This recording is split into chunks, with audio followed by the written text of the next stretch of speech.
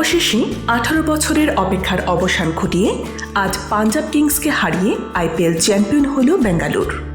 আইপিএলের ইতিহাসে বেঙ্গালুরু হয়ে শুরু থেকে ওতপ্রোতভাবে জড়িত কোহলি। ম্যাচও খেলেছেন বেশি। আইপিএলে বেঙ্গালুরু হয়ে খেলেছেন 267 ম্যাচ, রান করেছেন 8,661, সেঞ্চুরি 8টি। 18 বছর ধরে ক্রিকেটকে দিয়েছেন অনেক। এবার সময় হয়েছে কোহলিকে কিছু দেওয়ার। সেই আইপিএল এবার দুহাত ভরে দিয়েছে কোহলিকে। 20তম ওভারের দ্বিতীয় বলটাও ডট করলেন জস হ্যাজেলউড। সিঙ্গেল নেওয়ার সুযোগ থাকলেও শশাঙ্ক সিং সেই রান নিলেন না। কিন্তু ততক্ষণে গাণিতিকভাবে নিশ্চিত হয়ে যায় পাঞ্জাব কিংসের আর জয়ের সম্ভাবনা নেই, কারণ 4 বলে 4 ছক্কা মেরেও তো 29 রান নেওয়া সম্ভব নয়।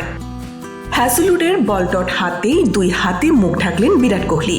আহমেদাবাদে মোতেরা স্টেডিয়ামে গ্যালারির একটি অংশ তখন উঠে দাঁড়িয়েছে। সম্ভাব্য চ্যাম্পিয়নশিপের আনন্দানুভূতি তৈরি হতেই কোহলির চোখে পানি এসে গিয়েছিল তখন।